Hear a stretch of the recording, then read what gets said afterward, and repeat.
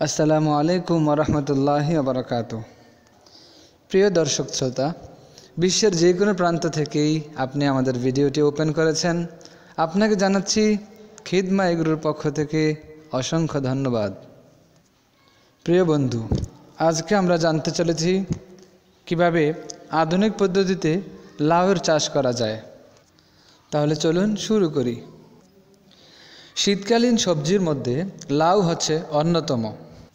সবজি হিসাবে লাউ যেমন সুস্বাদু, লাউয়ের পাতাও কিন্তু অনেক পুষ্টিকর এবং স্বাস্থ্যসম্মত। আমাদের দেশে প্রায় সারা বছরই লাউয়ের চাষ করা হয়, তবে শীতের মৌসুমে লাউয়ের ফলন ভালো হয়। জাতের ভিন্নতার কারণে লাউয়ের আকার এবং ধরন বিভিন্ন রকমের হয়ে থাকে। আপনি ইচ্ছা করলেই আপনার বাড়ির আঙ্গিনায়, ছাদে, টবে অথবা ড্রামে লাউয়ের চাষ করতে পারেন। লাউয়ের গাছ লাগিয়ে আপনি নিজে টাটকা সবজি খেতে পারেন এবং ইচ্ছা করলে নিজের পরিবারের চাহিদা পূরণ করে বিক্রিও করতে পারেন। বন্ধু, লাউ চাষে আপনি অধিক ফলন পেতে হলে সর্বপ্রথম যে বিষয়টি আপনাকে খেয়াল রাখতে হবে সেটি হচ্ছে লাউয়ের জাত নির্বাচন করা। আপনি জেনে আনন্দিত হবেন যে বাংলাদেশ কৃষি গবেষণা ইনস্টিটিউট একটি উচ্চ ফলনশীল লাউয়ের বীজ উদ্ভাবন করেছে, আবিষ্কার করেছে। সেই বীজটির নাম দিয়েছে বারিলাউ 1। এটির অন্যতম উপকার হচ্ছে সারা বছর আপনি এই চাষ করতে পারবেন, এই বারিলাউ 1। তাছাড়া হাইব্রিড জাতের লাউ চাষ করতে পারেন আপনি, যেমন মার্টিনা, জুপিটা, পদ্মা ইত্যাদি জাতের লাউয়ের চাষ করা হয়। তা আপনি যে কোনো মানসম্মত ভালো জাতের বীজ সংগ্রহ করবেন, অথবা আপনি নিজেই বীজ তৈরি করতে পারেন। এখন জেনে নেই লাউয়ের চাষের জন্য মাটি কেমন হওয়া দরকার।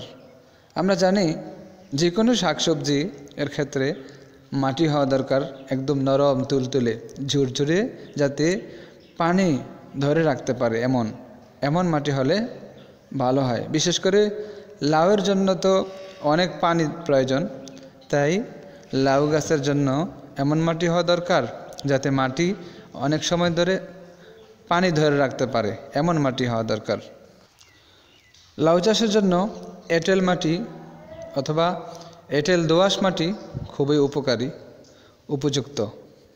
আপনার নিজে চারা তৈরি করতে হলে পলিথিন ব্যাগের মধ্যে, ছোট ছোট পলিথিন ব্যাগের মধ্যে গুঁড়ি গুঁড়ি মাটি দিয়ে তারপরে বীজ বপন করে তারপরে চারা তৈরি করতে পারেন।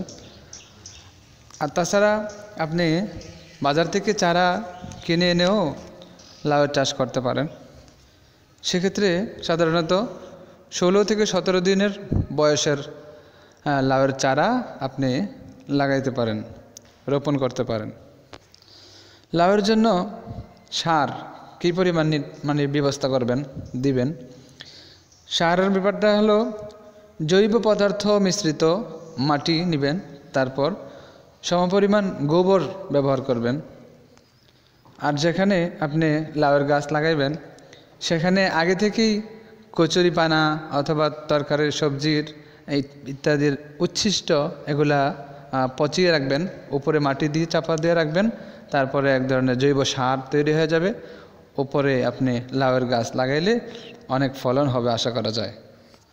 তারপর লাউয়ের গাছ বড় হলে আপনি ইউরিয়া এবং টিএসপি সার প্রয়োগ করতে পারেন, তবে গাছের গোড়া থেকে প্রায় 6 ইঞ্চি দূরে মাটির সাথে মিশিয়ে দিতে হবে।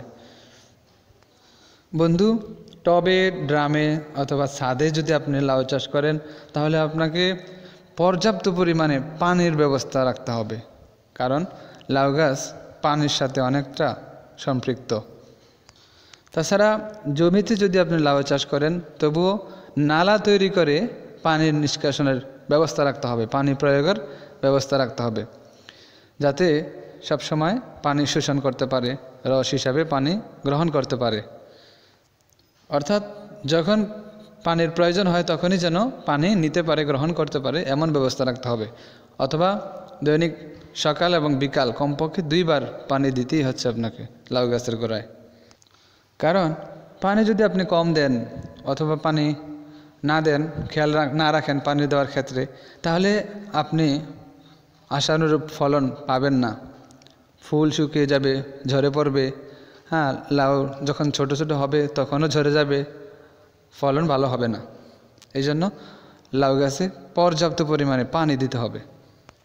এক্ষেত্রে আপনি গৃহের বাড়িতে যে মাছ মাংস ধোয়া পানিও দিতে পারেন আপনি লাউ গাছের গোড়ায়, এতেও অনেক ভালো ফলাফল পাওয়া যায়। তাছাড়া বন্ধু, আপনি মাচা সিস্টেমেও লাউ গাছ লাগাইতে পারেন। মাচার সিস্টেমের যে লাউ গাছ লাগানো হয় সেক্ষেত্রে ফলন ভালো হয়। তাই বাঁশ অথবা রশি দিয়ে লাউ গাছের জন্য মাচা তৈরি করে দিতে পারেন। বন্ধু, আপনি নিজে যদি লাউ গাছের বীজ তৈরি করতে চান তাহলে একটা জিনিস খেয়াল রাখতে হবে যে লাউ গাছের বীজ অত্যন্ত শক্ত হওয়ার কারণে কমপক্ষে 12 থেকে 15 ঘন্টা যাবৎ পরিষ্কার পানির মধ্যে ভিজিয়ে রাখতে হবে লাউ গাছের বীজ, তারপরে আপনি মাটিতে বপন করবেন। লাউ গাছের পরিচর্যার মধ্যে আরও একটি বিষয় খেয়াল রাখতে হবে যে গাছ যখন বড় হবে তখন দেখবেন গাছের গোড়ায় অনাকাঙ্ক্ষিত কিছু লাউয়ের ডগা জন্মাবে। এগুলায় গাছের শক্তি কমিয়ে ফেলে, রস শোষণ করে নেয়। তাই এই ডগাগুলা কেটে দিতে হবে আপনাকে।